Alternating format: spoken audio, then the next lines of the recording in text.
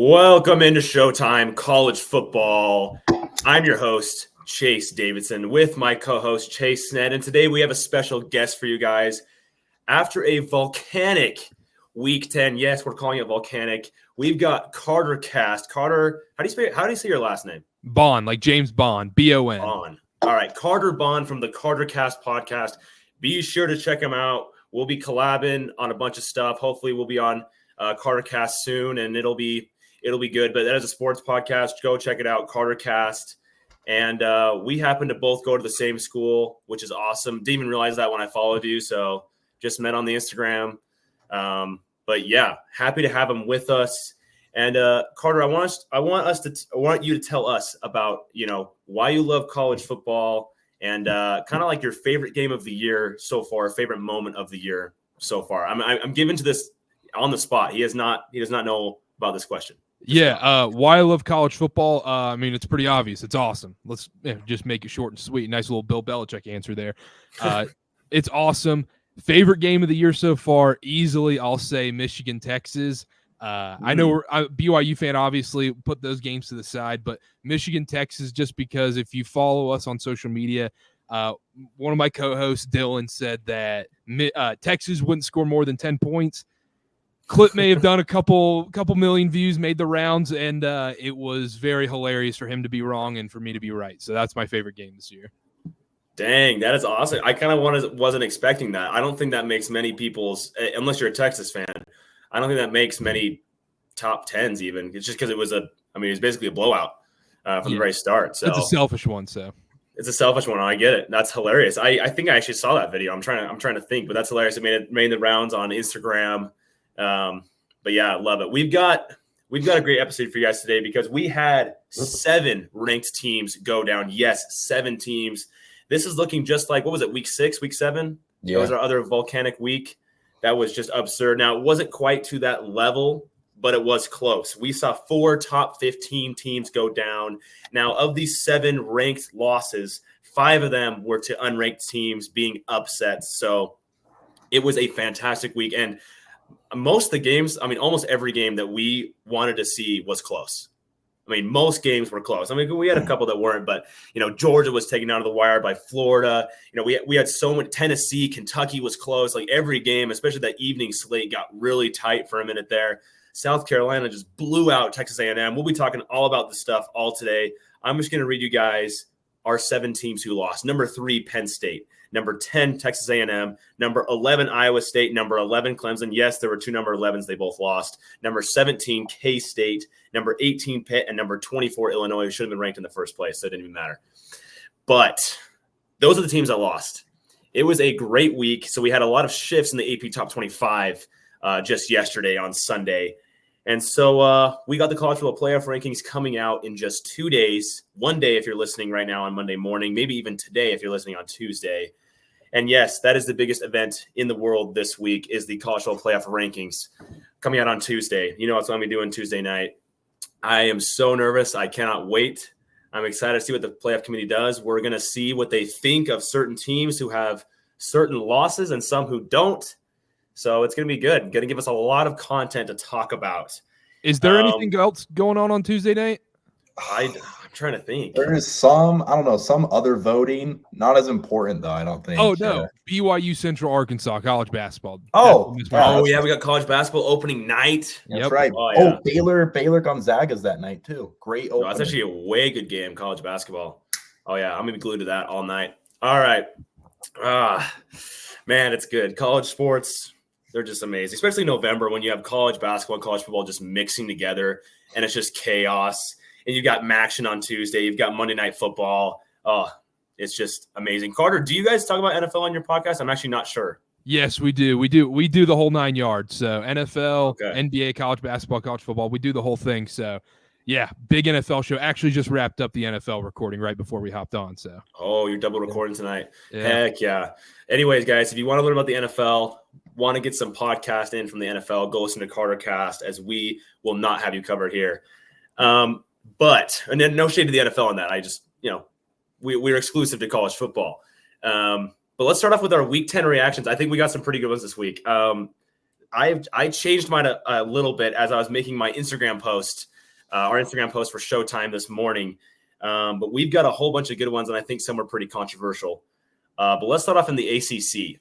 We saw Duke and Miami play a weird game. If you're a box score watcher, you didn't actually see the game. You're like, oh, yeah, Miami handled them, let them score too many points. No, that game was close. Duke had a few leads in the game, I believe, in the second half. Did Duke lead in the fourth at all? I'm not sure. I don't think so. I don't think it was in the first quarter. Miami went up quick. Second quarter, Duke took the lead by like 11, or maybe beginning of the third. And then Miami took it back, and then I think they just kept scoring to where it kind of just stayed the same for the most part. Yeah, but nonetheless, it exposed. I think there are a lot of things we learned from this game. Duke can play a little bit. They can play a little bit. They're full to 3 losses now, I think. So I think they're 6-3 now. They were 6-1. So tough loss for Duke, but it did expose that Miami defense once again allows way too many points to be number 4 in the country. So our take for Miami right now, our reaction is all offense, no defense. And here's my problem with that is that if it was all defense, no offense, that's one thing. And I feel like you can make it further with a really good defense and a lackluster offense. And I feel like teams with all offense, no defense will run into a wall at some point and just get smacked by somebody because they can't figure out how to score. Offense is not as sustainable as defense is, and offense does not travel as well as defense does. So that's really what I'm taking away from this game. I don't know what you guys got, but for me, it's just I'm losing more and more trust every week in Miami to win a big game when they get to that stage, because imagine they play a decent defense. Yeah, exactly. That's the whole question is they're probably going to go undefeated in the ACC at this point because the ACC is Swiss cheese. But then you get to the ACC title game, they have to play against either SMU or Clemson. Let's say they play Clemson even though they lost to Louisville. That Clemson defense is pretty solid. Are they able to contain Cam Ward a little bit? Can they go pound for pound in a shootout? I don't know. And that's asking a bigger question. I just think it's interesting when, let's say we get to the college football playoff and we eventually get a Miami, Penn State, pretty contrasting styles of football. What do we get? Mm-hmm. Yeah, no, completely agree. Like you guys kind of nailed it, like right on the head. Like Miami, Cam Ward is insane. Like I will give all respect to their offense. They have crazy weapons. Cam Ward's consistently throwing over 300 yards. I think last week was the only game he didn't. I could be wrong. I'm pretty sure that's right though. But you have to respect that. Like they almost, how much did they finish with? 50 something, 60? I thought it was like 63.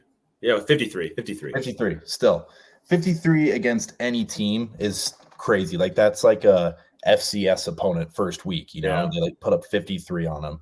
Yeah, he went 400 yards and 5 touchdowns. By the way, there you go. To where you do have to respect that. But like Carter said, it's like when you get them against Penn State, who we can talk about in a minute, who didn't even have an offensive touchdown this last week. Their only touchdown was defense. It's like, will Miami be able to score against them to where, and like maybe that Penn State offense will actually succeed against Miami's defense to where there's just like, I feel a lot of the top teams are very contrasting in like play overall. Yeah. And also with Miami, I'm not a drug guy, hand up, but I feel like watching the Miami Hurricanes this year is just you're doing cocaine every single Saturday. I mean, it's insane. It's classic Pac-12 football where we're getting 40+ points a game. It's almost like watching like Johnny Manziel and A&M during that time. It's chaos every single game for Miami. Yeah, it is. I mean, it's just, and it's hard to. I think Miami fans would agree for the most part. I mean, they're still getting the wins.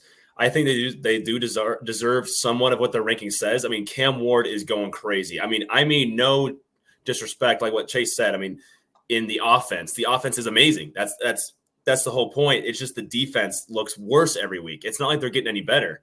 They're allowing 30 points on opponents that should not be scoring 30 points on a top 5 team. You got to be more consistent both sides of the ball. I mean, that's what I feel like Oregon's doing so well. And we look at these teams that are contrasting. I feel like Oregon's the only team right now that's like very consistent in both sides of the ball.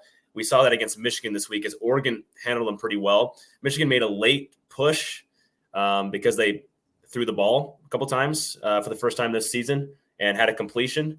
But other than that, I mean, Oregon really kind of controlled the game. It wasn't really close. Chase probably has some words to say about that one.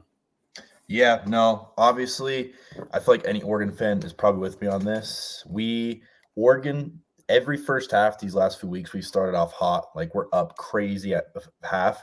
And third quarter, we've scored 6 points in the last 4 games to where I don't know if it's the play calling, but we come out kind of slow. And I think that was part of the reason Michigan did kind of have that late push, kind of changed up the play calling, went away from what was working well in the first half to where as an Oregon fan, I wanted that score to be bigger. But yeah, anyone who watched that game knows for probably about 3/4 of it, Oregon handled business, kind of dominated both sides of the ball.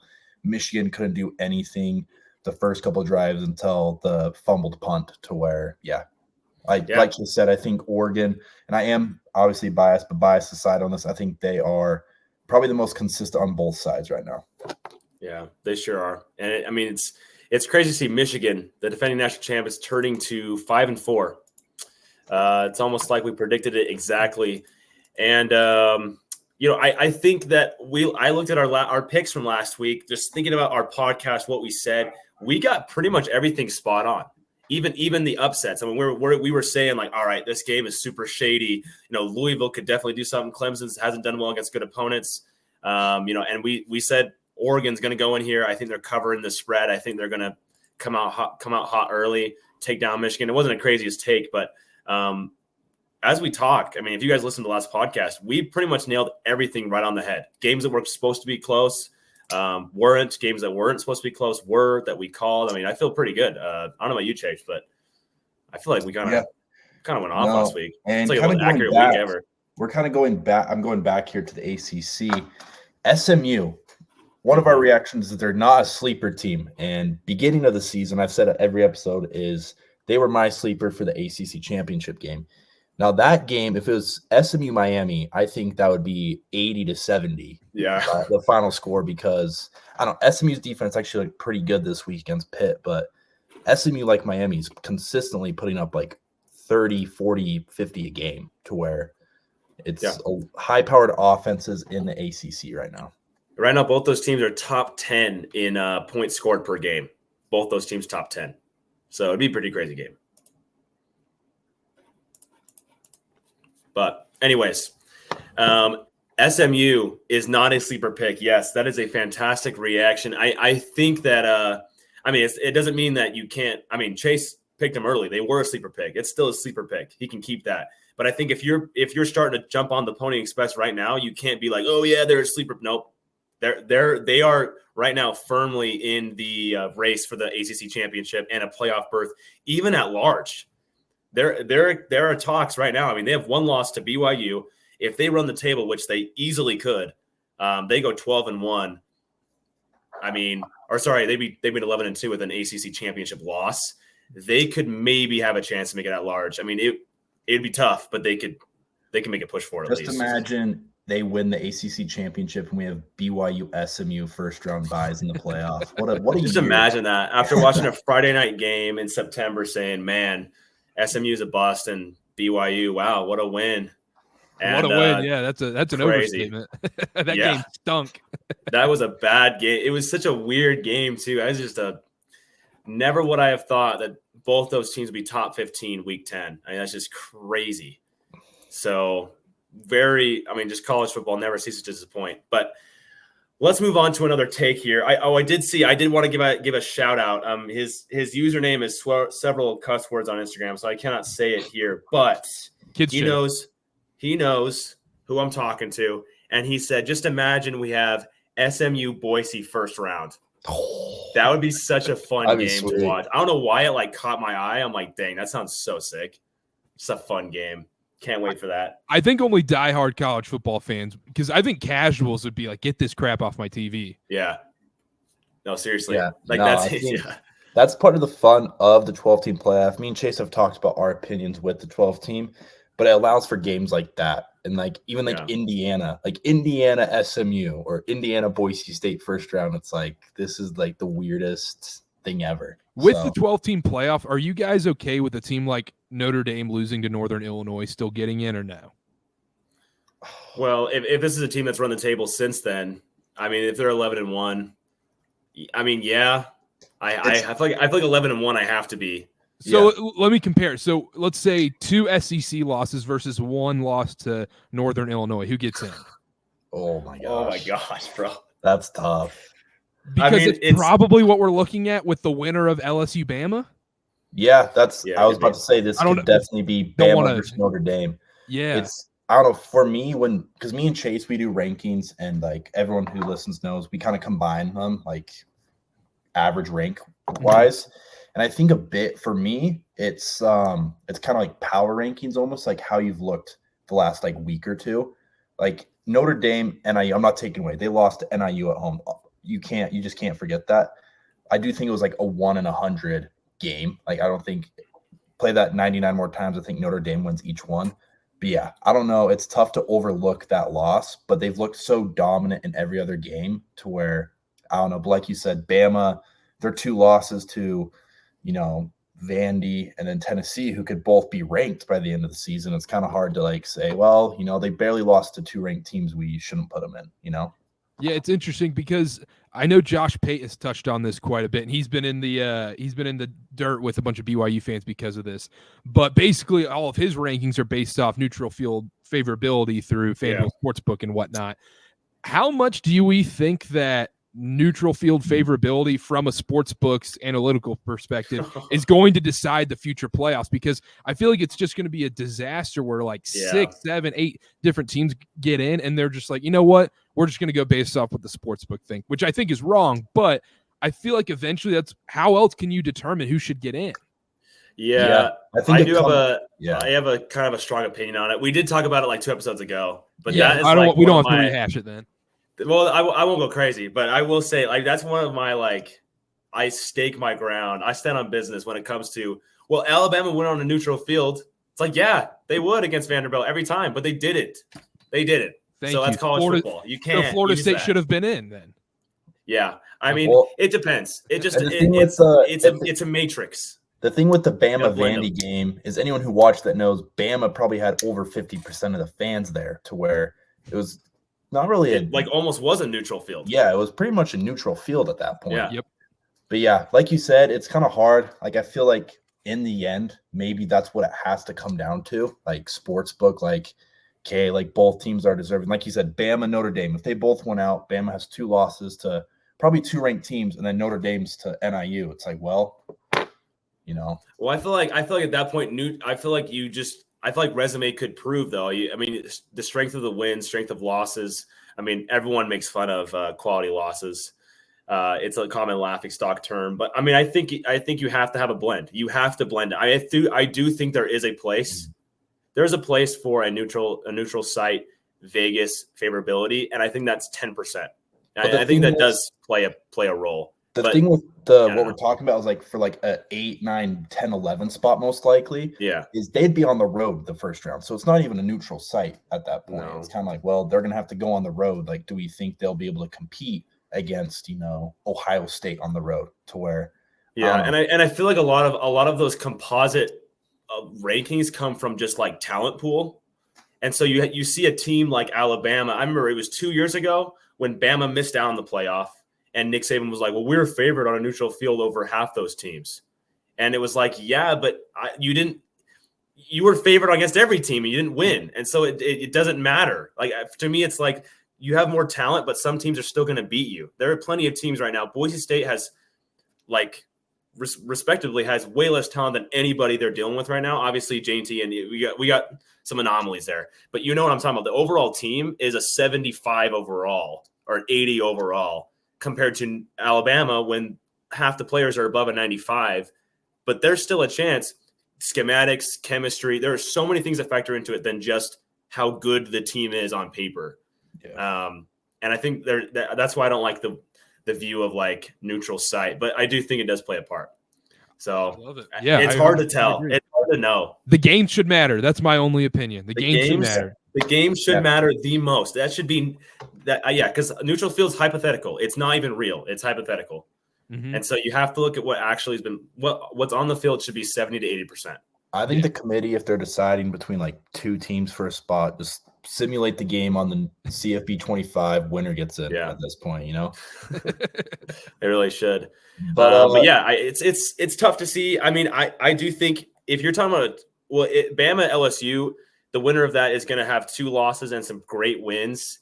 And I think if it really comes down to a 1-loss Notre Dame over Bama, I mean, I might be putting in a Bama team over that. I'm not the SEC guy. I'm the furthest from the SEC guy. But I mean, the loss is horrible, and Notre Dame's quality wins are not very quality. Texas A&M's their best win, and that Texas A&M team was much different. I think you look at that. A Wigman starting Texas A&M is a lot different than what they've got now, and so I mean, I think it's a complex matrix. It's all relative. Yeah.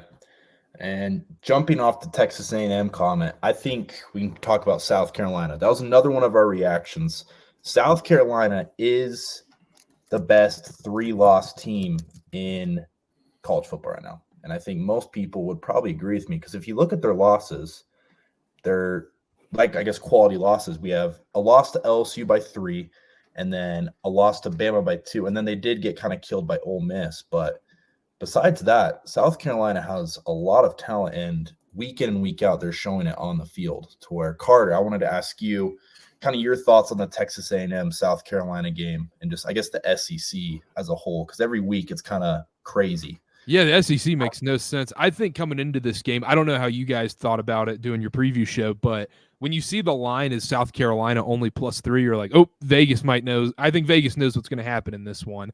And immediately you just saw it's crazy at Williams-Brice Stadium. And South Carolina, man, they're legit. It's just so weird because the Ole Miss game you mentioned, South Carolina, what does everyone pinpoint to? It's their D-line. They have the most elite one of the most elite D-lines in the country. And Ole Miss, one of the sketchiest offensive lines in the country. And it didn't matter. And Ole Miss dominated them. And then they come out like this. It just doesn't matter. I just think South Carolina is just this top dog killer. And I don't know. I was going to check their schedule real quick. That's the last team in the SEC you want to play going forward. Unfortunately, they only play Wofford, Clemson, Missouri, Vandy. So they don't really play any heavy hitters in the SEC for the remainder of the season. But they could mess around and be 8-4, and I'd be like, they could probably beat the number 1 team in the country on a given game. Yeah. I mean, that's true. That's kind of South Carolina's MO. I mean, that's literally been what the Gamecocks do for 10 years. Is they're a solid team. I mean, there's not every year, but they're a solid team. They're a 9-3 team that can pretty much knock off anybody, but they can also get blasted. Yeah. Mm-hmm. And so I think this is one of their better teams they've had in a while, but you just haven't. It's been hard to see. They've had a really tough schedule so far. I mean, they've played most of the top dogs in the SEC, and so it's been a really tough stretch. But that's why I think they're the best 3-loss team, and not even the quality losses. If we're just comparing them to our top 5 3-loss teams, there was somebody in the comment section today saying Louisville is the best 3-loss team. I mean, they're good, but no, South Carolina is far better. I'm actually quite surprised that a 3-loss Louisville and a 3-loss Vandy are above South Carolina. I was fairly surprised. Yeah. Well, then you got Texas Tech right there too. But, like Carter said, I said it in our preview thing. I said South Carolina's due for the upset, man. They've come so close 2 times now. It's at home. It's a night game. Like you said, the stadium's crazy there. Any passionate college football fan knows that, to where because I picked it, Chase didn't. He wanted to, but he decided not to last minute. I wanted to really bad, and it's because I feel like I picked Texas A&M to go a little bit further in the season. I wanted to stick to it. Yeah, but I was there in spirit. Yeah, no, I think any football fan loves seeing a South Carolina upset. It's kind of like, I feel like, a regular thing. Like every season, there's at least one that happens. So every season they knock somebody off, and we all know about 2022. When that was 2 in a row to top 5 teams, which was crazy. When they knocked off Tennessee and Clemson back-to-back weeks. Yeah. Which was absurd. So it's just an annual thing. I mean, we're not surprised. It was literally due, just like Chase said. It was just time for it to happen. But I think it's important to talk about. Let's stay in the SEC here. Georgia has been – is this the typical Georgia things that we see where – it's hard. We talked about it last year. The same thing. It was like, well, for the past 2 seasons, Kirby Smart's best teams have had so many just random games where they are just not dominant. And then they play Clemson. They play Bama in the SEC champion. Well, actually, okay. exclude that one. But they play anybody who is a top dog and they just crush them. Like Texas Is this this year. the same team? Like Texas, yeah. Is this the same team? Same type of team? And the thing with Georgia, this happens like almost every game. Like they start off super slow, close game till halftime, midway through the third quarter, and then they just kind of take off. Like, that game was close until like the last 10 minutes of the fourth. But Georgia scored 2 touchdowns in like a blink of an eye. It was like, because we flipped it from the Iowa State Texas Tech game, me and Chase, and we're like, oh, we got a game here. And then within 3 minutes of changing it, it was 34-20 or whatever it was, to where, it's just what Georgia does. It's weird. It's so weird. It's almost like the offense. It's almost like the offensive coordinator. It's like Kirby Smart, just like they get down, he like lets the guys get a little bit, like, oh man, and like, all right, let's pass the ball here. Let's step. All right, here we go. And then they just go score 3 times in a row. It doesn't matter. It happens every freaking game. I swear. Yeah, it's the same thing. It doesn't make any sense. And also, I think the most underrated storyline that hasn't been talked enough about this year is how much Carson Beck has tanked his NFL draft stock. It is just going down and down by the game. The interceptions are out of control. Yeah, I was about to say something. I was about to ask you guys. Carson Beck, man, I feel like he's throwing 2 picks a game. In the first half, I feel like, which allows the team to kind of stay with Georgia. But, kind of talking about Miami, it's like when you're playing a playoff game here against Ohio State, Penn State, Oregon, these defenses that have consistently shown up every week, it's like, will you be able to climb back into the game after 2 early turnovers that Carson Beck keeps doing? Yeah, the interceptions are crazy, and it's really been as of late. He didn't really throw too many interceptions early in the season. So I'll read you his interception count. First 3 games, 0 interceptions. Since then, he's played 5 games, and he's thrown 3, 0, 2, 3, 3. He's thrown 11 interceptions in 5 games. Yeah. So that's crazy. Last 5. 11 interceptions in 5 games, and he's still throwing the ball decently. Like when he doesn't throw a pick, he's still throwing for quite a bit of yards. But still, I mean, it's just the Texas game was not good for him, and this last game, 25 for 40, 309 yards, like not a bad stat line, but just 3 picks is just way too many. I was talking about this early in the season. I do not care how good of a quarterback you are. If you're throwing unnecessary interceptions or turnovers, I don't want you. You should not be playing in the game. Now, this is an extreme case of that. But that's how I felt. I mean, I felt about it by my quarterback early in the season, Jake Retzlaff. I was not happy. I was like, I don't care how good he's playing. You can't fumble the ball twice a game. It doesn't matter if you're throwing for 500 yards. I don't care. You cannot turn it over that much. And so, I mean, if I was a Georgia fan, I would feel the exact same way. Now, they're still getting the job done, getting the wins. But, yeah, I think Carter brings up I'm surprised they still even have him in the Heisman odds at this point because he's throwing so many interceptions. It's crazy. I don't know. I don't know what to do about Carson Beck. I don't know what to think. He's still very talented. He still throws the ball really well sometimes. I don't know what to think about Georgia either, though. They're probably going to end up making the SEC title game. It might honestly be a bonus for them to lose one of these Tennessee Ole Miss games so they can, not play in the SEC title game and that's true. Just get into the playoff and host a playoff game. But I don't know what to think about anybody in college football right now. It feels like if everybody is vulnerable this year, everybody is very beatable. It feels like Oregon seems like the least beatable team, but even they've had some scares. Yeah. I mean, that's what we thought about Texas. Exactly. 6 weeks into this, we were like, okay, that's the only team that has no flaws, and then all of a sudden they had all these flaws. So, is it a matter of time before we see flaws in Oregon, Sned? I don't know. I hope not. I feel like we've done almost like the opposite. The first few weeks, I was just like, "What are we doing? Like, this is like not a top 50 team." And then since then, we've just gotten better. I guess every week we've our defense has shown up. Offensive lines only allowed 2 sacks or 3 sacks since the Boise State game. But yeah, like Carter said, even the Michigan game, there was things I saw. I'm like, what? Like, why are we doing that? Like, we need to fix that before it comes to the playoff. Luckily, Oregon should run the table the rest of the year. We don't have a tough schedule. Maryland, Wisconsin, Washington. At Wisconsin, I'm a little scared about, but the last few games for Wisconsin, they haven't looked the greatest. Iowa put up like 40 on them to where – but, yeah, like Carter said, just hope it's not snowing and cold. Yeah, exactly. But every team, like there's something I can pinpoint like every game. Like if a team figures that out early in the game and attacks it, it's over to where, yeah. And obviously this happens every year, but this year it does seem exaggerated. It feels like every team has like major. It's like huge, like in your face. Like this team sucks at this, but hopefully they can overcome it with other things. And hopefully this other team who sucks at that doesn't suck so bad at that. Yeah. It's like so weird. I feel like it's more than normal. 100%. It's just the parity in college football that we saw last year that we were all like, oh, we need a 12-team playoff so bad. It's right here this year. And I think the 12-team playoff is emphasizing that. I think it's pouring more resources into these teams, like Indiana, like even teams that have one loss that it's like, no, I mean, the season is still full. We are 100% charging for it. We have one loss. Who cares? We got 2 losses. Who cares? This game we're playing right now is so important because we can still make the playoff. So as of right now, the 12-team playoff is doing great things for college football. Like you said, this game's important. I feel like this year, the momentum each week has played such a huge factor.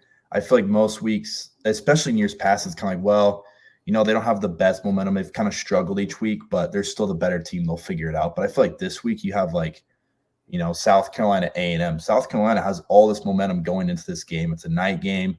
They've almost beat all these ranked teams. It's kind of hard not to pick them, to where, I don't know. I think momentum is obviously it's always important, but I feel like this year more than everything else because every team looks beatable right now. It's such a huge factor. Yeah. I mean, and it's just so, and there's always the nail in the thing that throws everything off, which is the conference losses versus non-conference losses. Obviously this is just rudimentary, football knowledge, but I mean, just a team like Texas A&M, their season's far from lost. They only have one SEC conference loss.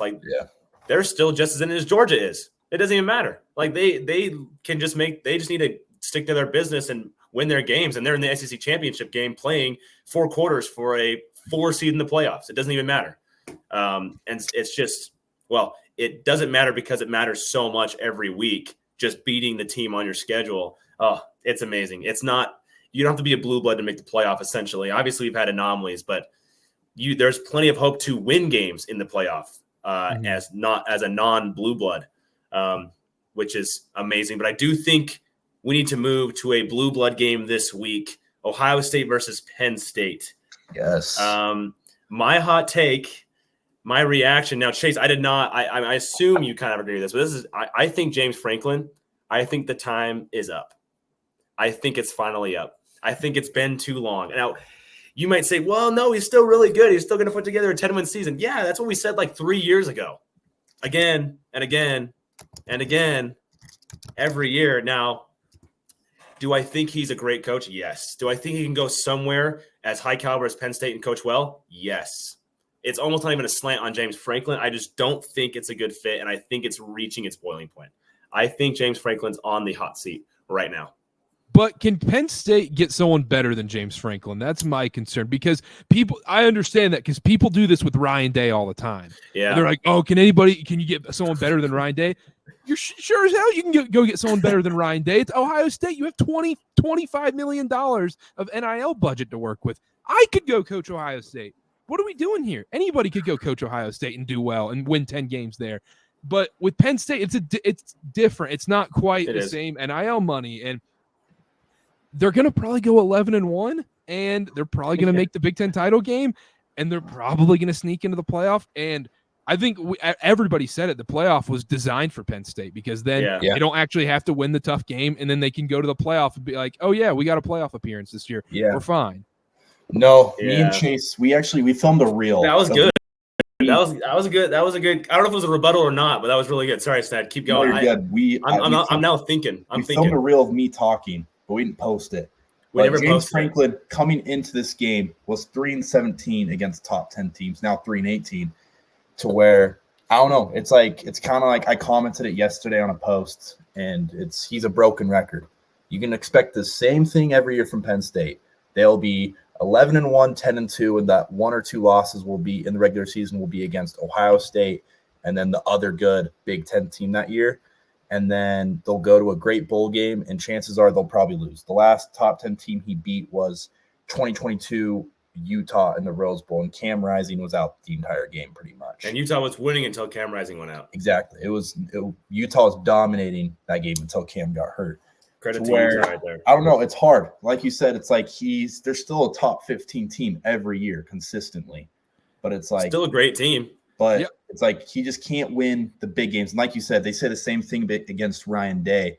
But all these top bowl games they've been in against good teams, it's like, okay, let's say they're number 7. Yeah, they're hosting a playoff game, but they're playing number 10, I don't know, BYU or Iowa State, to where it's like Penn State didn't score an offensive touchdown this week. I don't think they'd be able to score against either of those Big 12 teams, to be honest, to where I don't know. The offense did look pretty pitiful. Yeah, it's interesting to me because it's the same story every year. Same thing.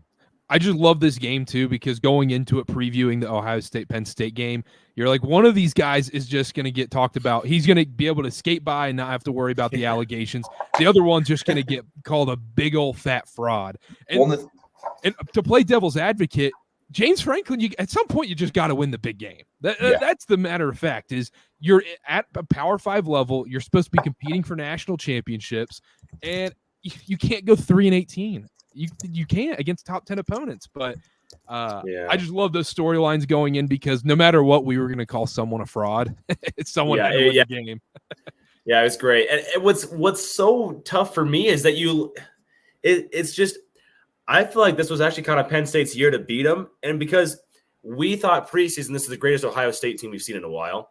And it turns out this team has more flaws than we've seen in a while. I mean, now they're still winning games. They're still only got one loss just to Oregon by 1. So, I mean, I still got respect for Ohio State. I still think they're a top 2 team in the Big Ten right now. No disrespect to Indiana. I just got to see that game on the field first. But it's so like this Ohio State team had obvious flaws. They've been taken down to the wire by several teams they should not have been taken down to the wire to. Yeah. And this is like, all right, here we go. Like Penn State, James Franklin, if you're going to win this is the one to win. Like, here you go. It's time. It's like Marshall scored more offensive touchdowns than Penn State did, But playing vice versa, Ryan Day, I think his only ranked top 10, top 5, whatever wins are against Penn State. Yep. Yes, they are. At Ohio State, because I don't think he's beat Michigan. And then Oregon, he's lost to twice now, to where, I don't know. Just it goes both ways for those coaches. They both can't win the big games, and it's proven year in and year out the last 5. And then for James Franklin, 10 years, he has 1 win against Ohio State. He's 1-9 against them. Well, it's a weird dilemma, because you see head coaches like this that are such great head coaches, and most college football fans, 75%, who aren't a blue blood fan, would take those coaches any day and say, I'll lose the top 5 games to win 11 games a year. Yeah. But you look at a fan base like Ohio State, I remember saying, like, vividly, I can't remember if I was talking to you. I was probably talking to you, Chase. But, like, I remember saying in 2019, 2020, and I was like, I just feel like Ohio State never loses the big games. I feel like they always win the big games. And I was Urban Meyer back then. Yeah. Like, I just feel like they never – I mean, obviously they were close, and they lost a few. But, like, it just felt like if it was a big game, Ohio State didn't lose. Mm-hmm. Now, it's an exaggeration. I'm sure it was like around 500 or 600, and it was something right around there. But it just felt like they didn't lose. And now it's like, whoa, okay, I can see why an Ohio State fan is livid out of their minds because they can't win the big games. Now, they did get this one, but this one almost doesn't count at this point. Well, hold on. Context to this. It's just against Penn State, which has happened every time. He hasn't beat a big team not named Penn State. But, I mean, you have to give Penn State record. I keep saying this, but, I mean, you have to give Ohio State record. They went into Happy Valley, sold out crowd, like 110 in attendance, wide out. They did the helmet stripe, crazy game. I think if this game was that night, it would have been probably a little bit different. But you went in there and you didn't allow that offense to score 1 touchdown. I was in the comments for Showtime today when we posted our rankings. We dropped Penn State out of the top 10, and people were wondering why. I'm like, well, their offense did nothing. Like, besides those 2 field goals, I'm like, they literally did nothing in the entire game, to where, I don't know. For me, it's just hard to put Penn State high right now because their offense just has not looked good at all. This is literally what happened last year. Like, the same exact conversation. It was like, yeah, they're really good, but they just can't. Their offense looks so pitiful.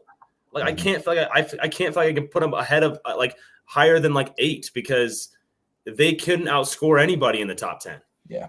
And it's so weird. The other part about Penn State that I was saying on our preview show, they haven't really played anybody. We talk about the teams they've played. We've got USC. We kind of know what USC is. They're a 7-5 kind of fun Pac-12-ish team.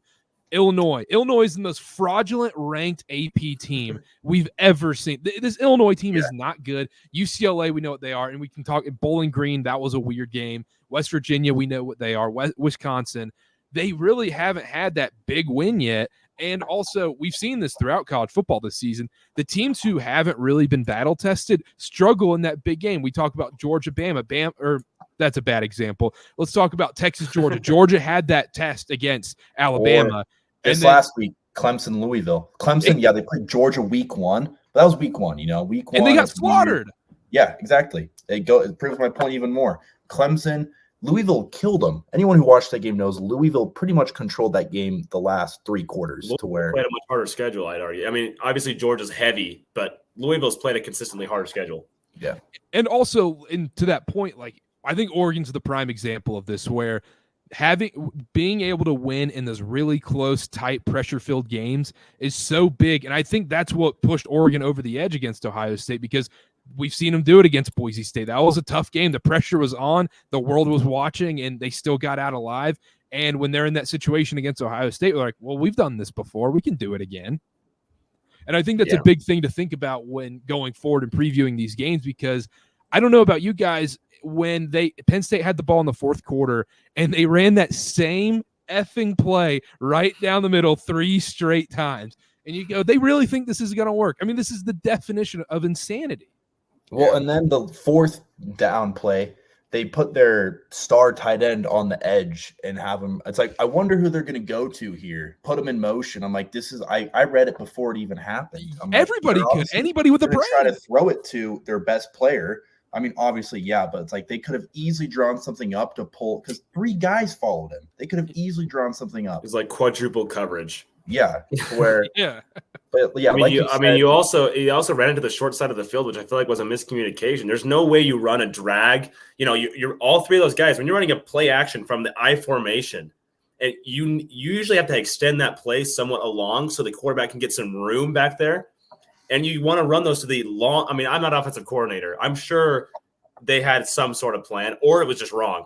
You want to run to the open side of the field, so at least Drew Aller rolls out, and he's got 15 yards to the other side of him, and he half the time he can just run in the end zone by rolling out super far. He could, if he just rolled out to the right, he probably would have walked into the end zone. Yeah, because the whole play went to this 10-yard, 10 or 10 of spot. Ohio State's defense was inside like a 10-yard box of the left corner of the end zone, to where they had like 7 guys guarding. I'm not an offensive coordinator, but even everyone watching was like, why'd you go to the short side of the field there? You made that so much harder for yourself. That was like the culmination of like that's what I keep on thinking about when I'm thinking James Franklin can't win the big game. That's like what I was thinking about. I was like, man, that 4th down, like what? Like that was the play to win, to at least have a chance to finally get that win. It's just weird. Yeah. I don't know. Anyways, let's move on. We've been talking about this game for a while.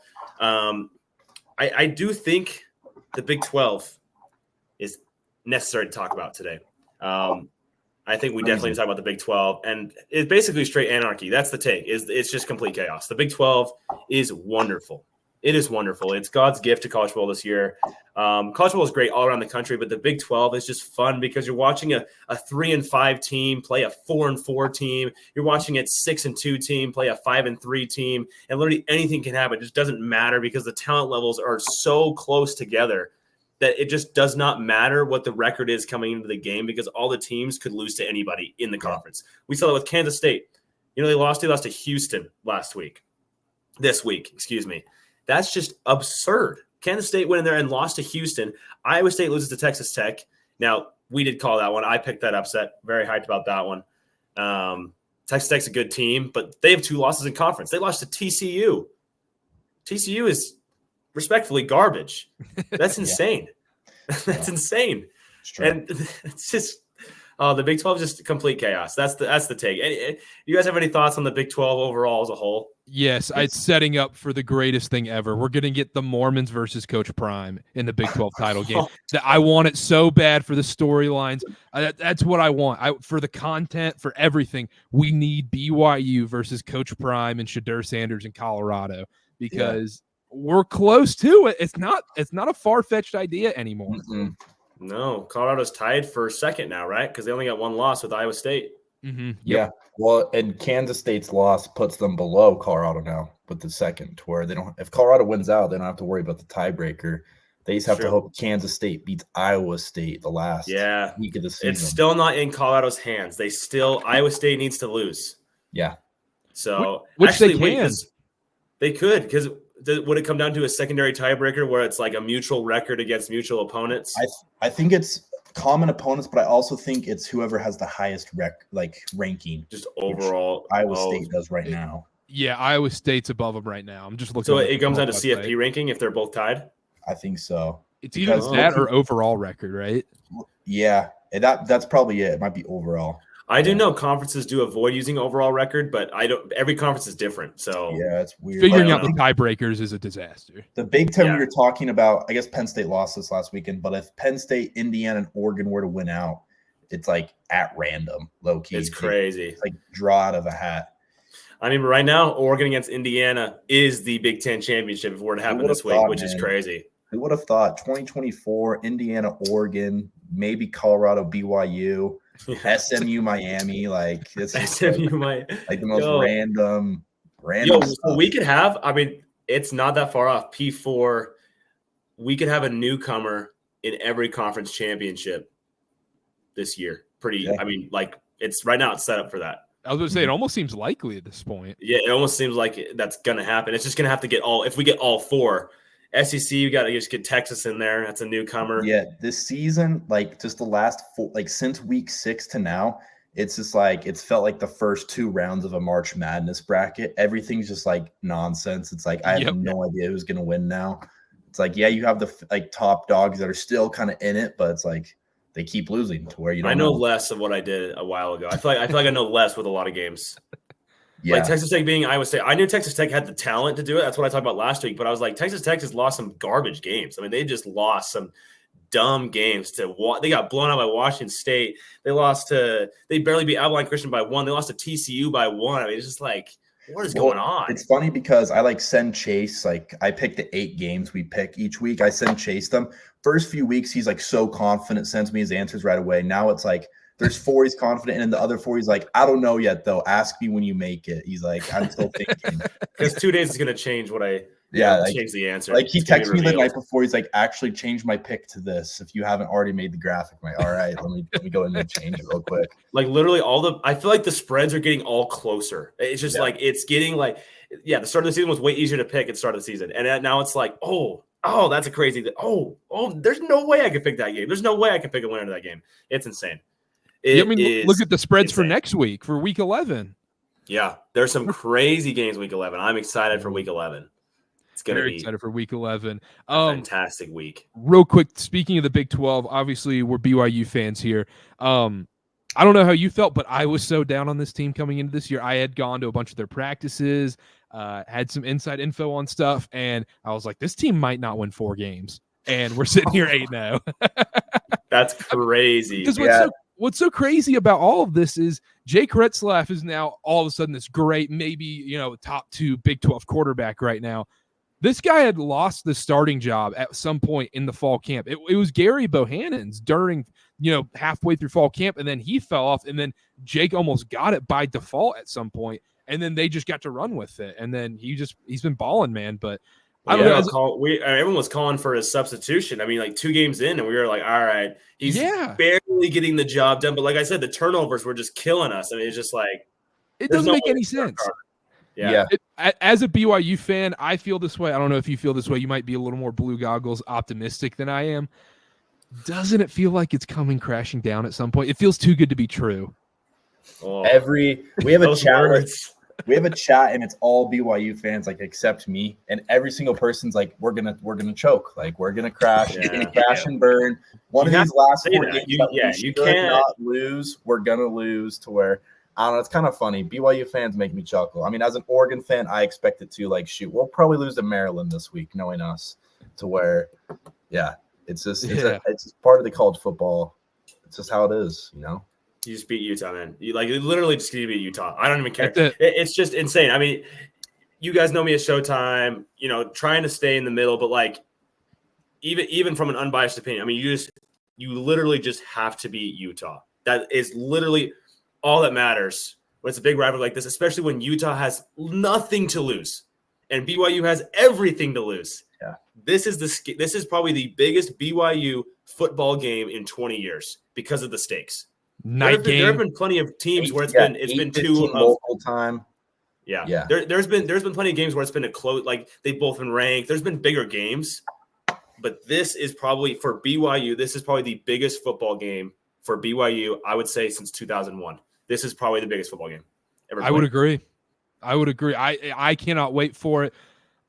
It's just pure nerves. It's, it's just not confident at all going into this game because you can just see the storylines. Isaac Wilson dices up the BYU defense, night game at Rice-Eccles. It's just setting up for the ultimate disappointment. But if BYU pulls it out, then it's game on from there. I mean, you talk about the easiest letdown spot ever against Kansas the following week.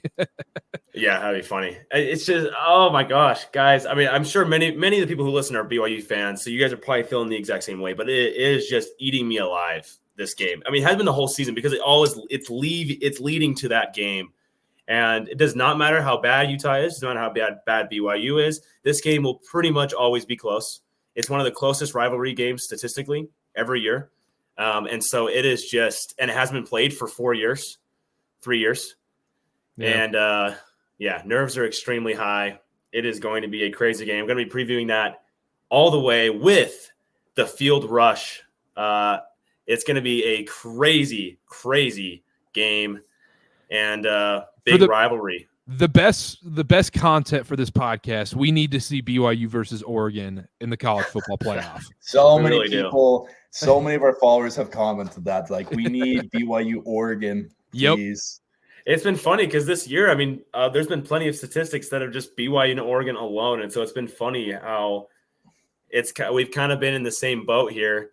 I mean, who would have thought that both our teams would be, meaning BYU, would be 8-0 right now? Yeah. It's just not at all. I didn't think BYU I'd sniff a bowl game, if we're being honest. Yeah. That's kind of like, it's what makes me laugh about BYU fans. Cause like Indiana jumped them this week. Some people are like, why did Indiana jump us? But I'm like, hey man, like you guys were projected like 4 wins.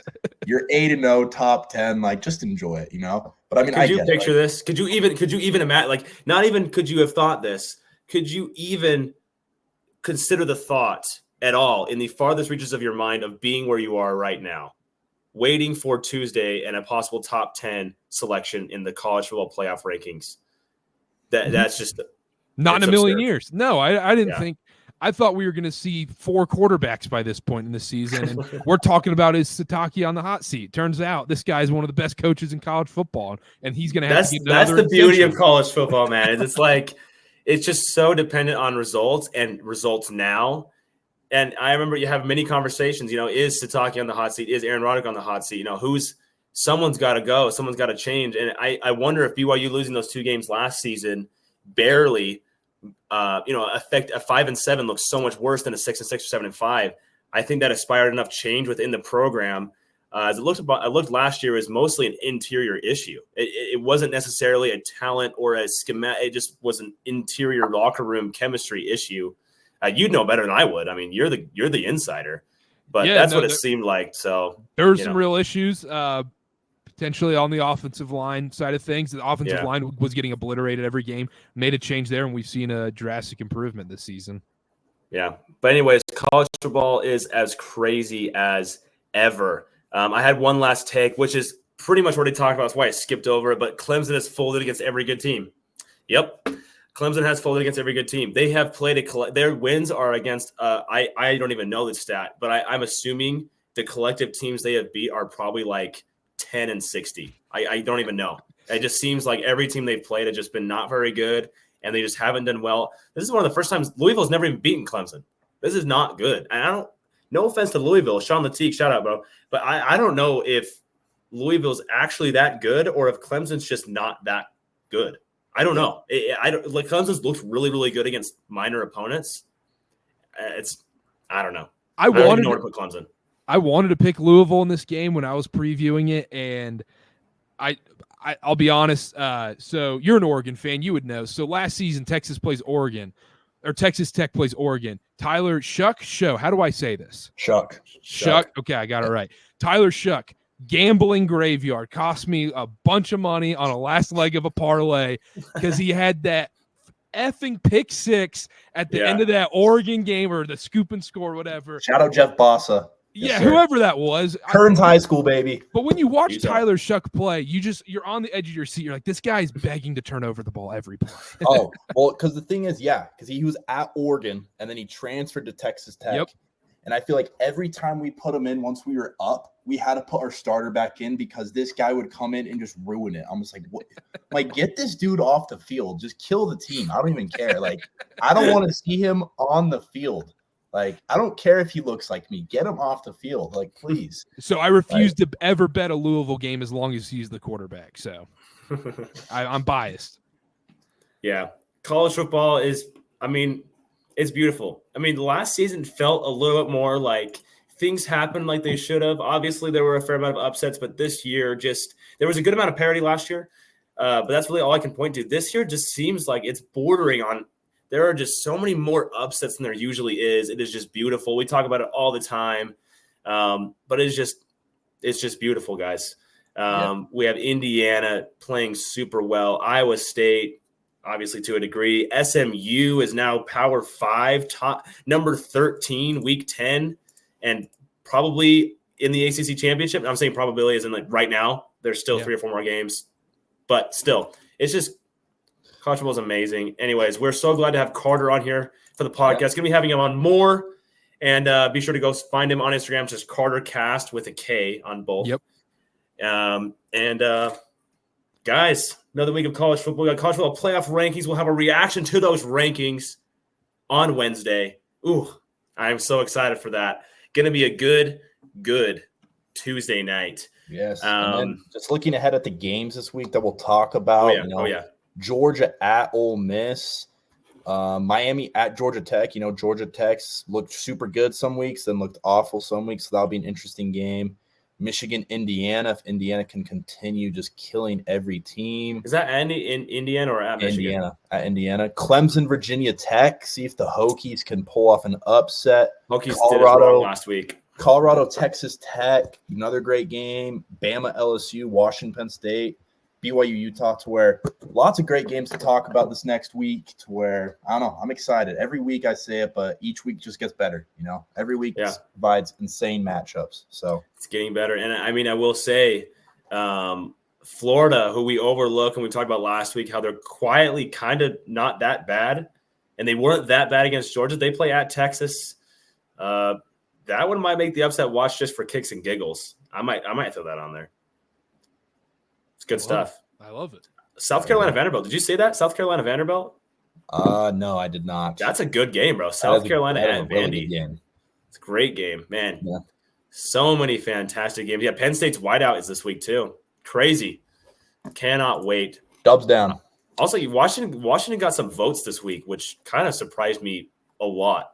That's a 4-loss team with really no wins. I don't know why they're getting votes. It's because they beat USC. That's really. They beat USC and Michigan. Really big names. Doesn't really matter how good those teams are. They beat USC and Michigan. Congrats. Yep. Apparently. Yeah. It doesn't matter how good those teams are. That was my one really big rebuttal from the AP this week. Washington was getting votes. Someone's just like skewing data for fun. Very weird. What's amazing though? The AP's done. The AP's demolished on Tuesday. It's done. I saw people complaining about it. I'm like, dude, it doesn't even matter anymore. And now we're going to worry way more about the playoff rankings and argue way more about those. It's fantastic. Yep. I don't care about Brett McMurphy's playoff or AP ballot tweet. I don't have to see that anymore. I just can. It's always the craziest, bro. Yeah, it's just sitting there. You're like, wait, what? I think or Danny Cannell's being like, oh, he does the polar opposite of BYU should be number 1 in the country. Like, no, dude, no, they shouldn't. Yeah, no, there's a lot of disputes, and the playoff poll, there is a degree of, I mean, it's just a playoff poll, it's just a committee, and so it's a little bit. It generally is a little more like, okay, you don't have Texas A&M behind LSU, like you don't. That the only reason that happens is because it's just voters have them contrasting. People were mad about that, and like you realize how it works, right? It's just voters. You can't put someone ahead of someone deliberately. You have to compile votes, and so the playoff at least does that. At least we have head-to-head is really important. That's the one thing that the playoff does well. Head-to-head matters when they're close to each other. What's your biggest hot take going into the college football playoff? What do you think who are they going to screw, basically? Oh, who are they going to screw? Ooh. I think that's interesting. It feels like BYU or Indiana are the prime suspects. I was going to say BYU, Indiana. And I mean, it wouldn't really screw them because they'll probably still be the highest group of 5. But I think Boise State might get dropped a little bit. Like, yeah, they have that really good loss to Oregon. But, like, the rest of their games, it's like they haven't really played anyone, you know. But I don't know. You took the words out of my mouth. I think BYU or Indiana will be like 13 or 14 just for no reason. Yeah. BYU also, I will say, if Boise State doesn't drop, I mean, right now they're number 12 in the AP poll. This means the group of 5 spot right now is irrelevant. The group of 5 team is in the playoff as of right now. I mean, AP, but like I wanted to say that to where it's weird. BYU, Colorado, or Big 12, however it ends up, because it'll probably be some random ranked teams by the end, but the way the season's going, Boise State could have the 4th spot at this rate. You know, people don't realize that is actually possible. Yeah. We've talked about it. People who listen to Showtime now because they're not casuals, but people don't realize that, like, well, no, Boise State gets the G5 spot. There's no G5 spot. That doesn't exist. Sorry, I say that. I already said G5 spot, but we're talking about, like, literally it doesn't exist. There's just 5 conference championship spots. Just one is number 12. It's just because people assume the G5 will be lower than the other 4. Yeah. And people took that as like gospel, as in the G5 could only be that. But it is, I would say it's like a 50 to 60% chance that Boise State is 12-1 conference champions and ranked higher than BYU or Colorado or whoever wins the Big 12, honestly. Even the AC, I mean, imagine Miami loses a couple games. I mean, the ACC could be torn apart too. There are several ways Boise State is number 4. I'm going to just laugh just so hard when you have like Ohio State and Texas playing to go play Boise State in the Sugar Bowl, and Boise State has the first round bye. It's like, wow, this is something special, you know? It would just be amazing. And right now it's going to happen. It literally will happen right now. Boise State, I think, as if they don't play anybody else. They're going to play the Mountain West Championship game against probably a rematch against UNLV, or maybe I don't even know. It's just there's Colorado a whole bunch State. There's a big cliff. Second right now. Colorado State didn't start too well, but they've done well in conference play. Same with San Diego State, even though they just beat them, done decently well in conference play. So it's fun to see. Army, Boise State might ruin their hopes because as of right now, even if Army runs the table, they're not. I don't think they're getting it. If a 13-0 Army team, I don't think making the playoff. I don't think so either. I mean, unless 13-0, they'd have Notre Dame under their belt. To where they would. They could jump up, but the Big 12 could miss the playoff. Yeah, entirely. maybe it's possible. Maybe Tulane's ranked in the championship game and Army kills them. I don't know, but yeah, it's a stretch for sure. No, I think I haven't even thought about this that much.